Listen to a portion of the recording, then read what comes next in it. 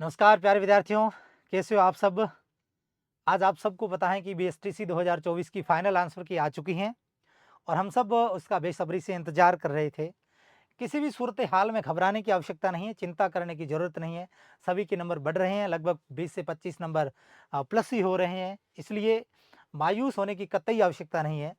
हम क्रमशः एक के बाद एक सारी आज आपको जानकारियाँ देने वाले हैं, जिसमें आज अभी-अभी हमने देखा कि लगभग 1 डेढ़ बजे वर्धमान महावीर ओपन यूनिवर्सिटी से एक प्रेस नोट आता है जिसमें फाइनल आंसर की जारी कर दी जाती हैं।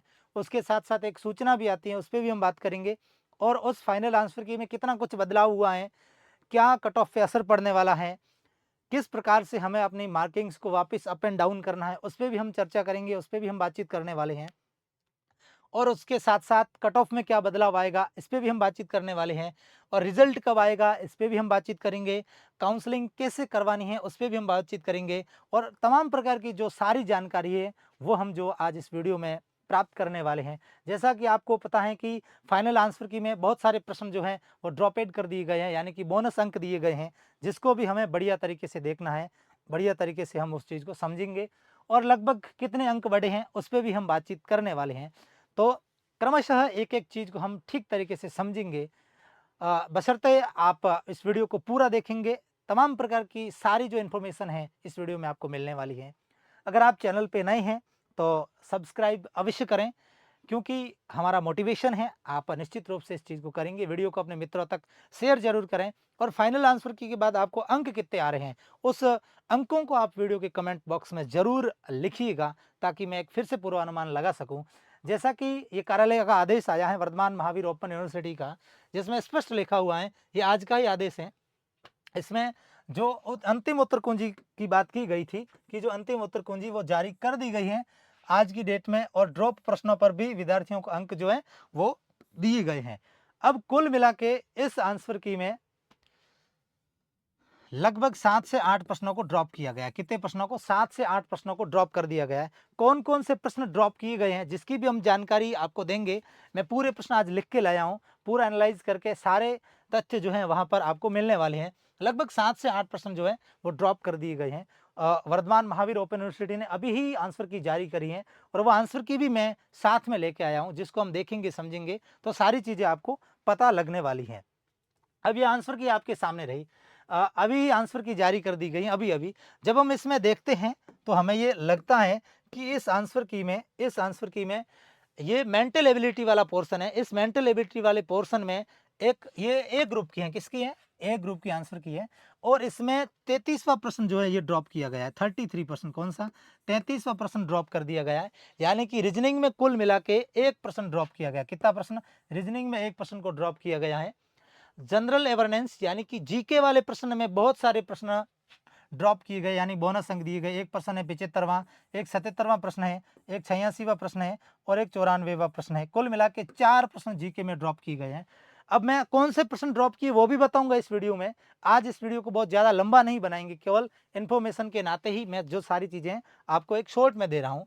और टीचिंग एप्टीट्यूड में सबसे बड़ी बात यहाँ पर स्टूडेंट एक्सपेक्ट कर रहे थे कि टीचिंग एप्टीट्यूड के प्रश्न डिलीट होंगे, लेकिन मैंने पहले ही आपको कह दिया था टीचिंग एप्टीट्यूड में किसी भी प्रकार का कोई फेरबदल नहीं होगा। जैसा उत्तर माना गया है वैसा हमें भी मानना पड़ेगा। वो एग्जामिनर की थिंक सेट कैसे बैठी थी प्रश्न बनाते वक्त, वो हमें मानना पड़ेगा। वैसे बहुत सारे ऐसे प्रश्न थे जिसमें ऐसे उत्तर नहीं माने जाने चाहिए। जो उत्तर एकदम पॉजिटिव दिख रहे थे वैसे नहीं माने, उसकी जगह नेगेटिव उत्तर भी माने। अब उसका हम क्या करें, माने तो मान लिए, हमारे को भी मानना पड़ेगा। इस वजह से टीचिंग एप्टीट्यूड वाले पोर्शन में बहुत सारे स्टूडेंट जो हैं 30 से प्लस करने में उनको बहुत ही ज़्यादा ताकत लगानी पड़ रही है। 30 से ज़्यादा प्रश्न सही करने में बहुत ही ज़्यादा ताकत लगानी पड़ रही है। यानी कि टीचिंग एप्टीट्यूड में कोई भी प्रश्न जो है वो डिलीट नहीं हुआ है, कोई भी प्रश्न का बोनस नहीं दिया गया है। और फिर बात करते हैं इंग्लिश में। इंग्लिश में 1 प्रश्न ड्रॉप किया गया है। एक प्रश्न इंग्लिश में 164वां, जो ए सेट में 164वां प्रश्न था, वो डिलीट किया गया है। मैं सारे प्रश्न बताऊंगा कि कौन कौन से डिलीट किए हैं। आप आराम से इस वीडियो को पूरा देखिए, सारी जानकारियां आपको मिलने वाली है। हम ये भी बात करेंगे कि इस आंसर की के बाद कट ऑफ पे क्या प्रभाव पड़ने वाला है, उस पे भी हम बातचीत करने वाले हैं। और फिर हिंदी में, जैसा कि मैंने आपको कहा था कि हिंदी में 2 प्रश्न डिलीट होंगे और आखिर में उन दोनों प्रश्नों को हमने डिलीट करवा ही दिया। मैंने सोर्स भी आपको दिए थे। फाइनली ये दोनों ही प्रश्न जो है डिलीट हो गए हैं। एक प्रश्न है 190वां और एक प्रश्न है 194, यानी कि दोनों ही प्रश्न हिंदी में डिलीट हो गए हैं, ये 2 हिंदी में डिलीट हो गए। तो कुल मिला के हम ये मान सकते हैं, संस्कृत में कोई प्रश्न डिलीट नहीं हुआ है, संस्कृत में 0% डिलीट है, कोई प्रश्न डिलीट नहीं है। तो मान चलते हैं कि 2 हो गई हिंदी में, 1 इंग्लिश में हो गया, 4 जीके में हो गए और 1 रीजनिंग में हो गया। 1 कहाँ हो गया? रीजनिंग में। तो 8% कुल मिला के डिलीट हो गए। कितने? 8 और 1 3 का होता है, तो 24 अंक जो हैं वो ऊपर नीचे हुए। कितने अंक? 24 अंकों का फेरबदल बहुत बड़ी मात्रा में इस आंसर की में आने वाला है। 24 जो अंक हैं वो घटने बढ़ने वाले हैं। वो कैसे घटेंगे, वो कैसे बढ़ेंगे, उसकी भी हम बात करेंगे, लेकिन वो लास्ट में करेंगे। कब करेंगे? लास्ट में। इससे पहले ये जांच लेते हैं कि कौन कौन से प्रश्न जो है वो डिलीट हुए हैं, कौन कौन से प्रश्न जो डिलीट हुए हैं। अब सबसे पहले रीजनिंग में जो डिलीट प्रश्न है वो हम देखते हैं। कुल रीजनिंग में 1% डिलीट हुआ है। कितना परसेंट? 1% रीजनिंग में डिलीट हुआ है।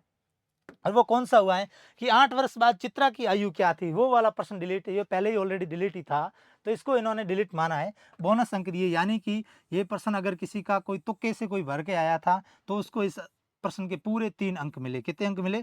3 अंक रीजनिंग वाले इस प्रश्न को मिले। इसका उत्तर 36 वर्ष निकल रहा था, जबकि वो ऑप्शन में ही नहीं था। इस कारण ये रीजनिंग वाला प्रश्न जो ये डिलीट कर दिया गया है। अब जीके में कितने प्रश्न डिलीट होते हैं वो देखते हैं। जीके में कुल मिला के 4% डिलीट हुए। कितने प्रश्न डिलीट हुए हैं? 4% जीके में डिलीट हुए। कौन कौन सा? एक उष्णकटिबंधीय वन वाला, कि कौन से जिलों में उष्णकटिबंधीय वन पाए जाते हैं, वो प्रश्न भी मुझे 100% लग रहा था कि डिलीट होने वाला था, वो डिलीट हो गया है। दूसरा प्रश्न डिलीट किया है कि राजस्थान की जलवायु से संबंधित नहीं है ना, राजस्थान की जलवायु से संबंधित कौन सा जिला नहीं था, उसको यहाँ पर डिलीट कर दिया गया है। एक प्रश्न था जनगणना 2001 के अनुसार पशुधन का प्रतिशत, वो वाला भी प्रश्न डिलीट कर दिया गया है कि जनगणना 2001 के अनुसार जो पशुधन का प्रतिशत था वो कितना था, उस प्रश्न को भी डिलीट कर दिया गया है। और एक प्रश्न डिलीट किया है कि राजस्थान में खनिज कितने प्रकार के जो है वो अभी दोहन किए जा रहे हैं, उसका भी प्रकार जो है वो डिलीट कर दिया गया था। और पिछली आंसर की में नजदीकी उत्तर माने गए थे, 79 को माना गया था, लेकिन एक्चुअल में उसका उत्तर 81 होना चाहिए था। तो इसकी वजह से इस प्रश्न को क्या कर दिया गया है? डिलीट कर दिया गया है। तो कुल मिला के जीके में 4% डिलीट हो गए। कितने हो गए हैं? 4 डिलीट हो गए हैं, यानी कि 4 इंटू 3 करते हैं तो 12 नंबर कहाँ अप हुए हैं? इस जीके वाले पोर्शन में 12 नंबर जो है अप हो गए हैं हर किसी स्टूडेंट के। आगे देखते हैं अंग्रेजी में। अंग्रेजी में 1% डिलीट हुआ है। कौन सा हुआ है? Change into the indirect speech वाला जो प्रश्न था वो डिलीट कर दिया गया है ना। Change into the indirect speech वाला उस प्रश्न को अंग्रेजी में डिलीट किया है। और हिंदी में 2% डिलीट हुए। कितने हुए? हिंदी में 2% डिलीट हुए। कौन कौन से? एक तो त्वरित प्रत्यय वाला जो था है ना, त्वरित भाववाचक प्रत्यय, जिसमें शौकीन और बढ़ोतरी दोनों ही उत्तर होना, तो ये उत्तर 100% यही चाहिए था। इन्होंने कैसे डिलीट किया मुझे ये चीज समझ में नहीं आ रही है। ये प्रश्न डिलीट हो गया। और एक स्व उपसर्ग वाला, ये तो डिलीट होना ही था। मैंने उस दिन भी आपको कहा था कि ये प्रश्न 100% डिलीट होगा, और फाइनली ये दोनों प्रश्न ही डिलीट हो जाते हैं। तो हिंदी और इंग्लिश में कुल 3 होते हैं, तो 3 में से 3% आपके 9 अंक आपको दिलाते हैं। कितने दिलाते हैं? 9 अंक आपको बड़ी आसानी से इसमें मिलने वाले हैं। अब किसको फायदा होगा, किसको नुकसान होगा, वो मैं आपको बता रहा हूं कि किसके नंबर बढ़ेंगे, किसके नंबर घटेंगे, वो कैसे होगा वो आप मान चलिए। अब एक कार्यालय आदेश आ चुका है, उसकी हम बाद में बात करेंगे। इससे पहले मैं आपको ये चीज समझा देता हूं कि किसके नंबर बढ़ेंगे, किसके घटेंगे। अब अंक जो हैं वो प्लस माइनस कैसे होने वाले हैं, प्लस या माइनस कैसे होंगे, इनके ऊपर आपको ध्यान देना है। अब किसी स्टूडेंट को 400 नंबर आ रहे थे। कितने नंबर आ रहे थे? 400 नंबर आ रहे थे। और उसके ये 8 के 8% जो थे, 8 के 8% उसके गलत थे। क्या थे? 8 के 8% पहले वाली आंसर की में, फर्स्ट आंसर की में वो 8 के 8% जो गलत थे। अगर 8 के 8% गलत थे तो उसके नंबर हैं 8 इंटू 3 करके 24 हो जाते हैं। तो 400 प्लस 24 बराबर 424 नंबर हो जाएंगे। अगर उसके 8 ही 8 गलत थे, उसके अगर 4 पहले से ही सही थे, 4 पहले से ही सही थे और अभी 4 उसके डिलीट होने पे सही हो रहे हैं, तो उसके केवल 4% ही सही होंगे। तो 4 के 12 बढ़ेंगे, तो इसका 400 प्लस 12 बराबर 412, इतने ही बढ़ेंगे, ज़्यादा नहीं बढ़ेंगे। और जिसके 400 अंक थे और उसके 8 ही 8% पहले से ऑलरेडी सही थे, पहले वाले आंसर की में सही थे, और अब वो डिलीट हो गए, तो उसको कोई फायदा नहीं होगा। उसके 400 के 400 ही रहने वाले हैं, एक भी अंक नहीं बढ़ेगा, क्योंकि उसके वो पहले से ही सही थे, डिलीट थे ही नहीं, तो पहले से ही थे। अब जैसे कि किसी ने ये पिछली बार बुढ़ोती माना था, और बुढ़ोती जो करके आया उसका सही था हिंदी वाला प्रश्न, और स्वकर्म वाला वो गलत था, स्वेच्छा वो नहीं करके आया, स्वकर्म नहीं करके आया, तो यानी कि एक सही था और एक गलत था। एक सही था, एक गलत था। अब इसका सही वाला गलत हो गया तो इसको मिल गया -3 का नुकसान, है ना। ये इसका गलत हो गया तो इसको 3 घटाने पड़ेंगे, डिलीट हो गया तो, है ना। वैसे घटाने की जरूरत ही नहीं है, डिलीट हो गया 3 उसको मिल रहे, बड़ा कुछ नहीं। लेकिन स्वकर्म वाला है उसका, वो क्या हो गया, जो पहले था वो सही हो गया, तो इसकी वजह से इसको 3 और मिल गए। तो 400 में इसको कितने मिले, 3 ही मिले। तो ये 403 पर पहुंच गया, किस पे, 403 पे। और बुडोती वाला तो उसके ऑलरेडी सही ही था, डिलीट भले ही हुआ, उसको क्या फायदा हुआ, उसके तो पहले से ही सही था, तो कोई फायदा नहीं हुआ। तो सही गलत में इतना सा अंतर रहता है कि आपके अगर 400 आ रहे थे, आपके आठों ही आठों प्रश्न गलत थे, तो आपको 24 नंबर मिल जाएंगे, 424। आपके 4% उसमें सही थे, 4 पहले से ही गलत हो रखे है, तो आपको 4 का ही फायदा मिलेगा। आपके 6% पहले से सही थे, 2 ही गलत हो रहे थे, तो आपको 2 का ही फायदा मिलेगा।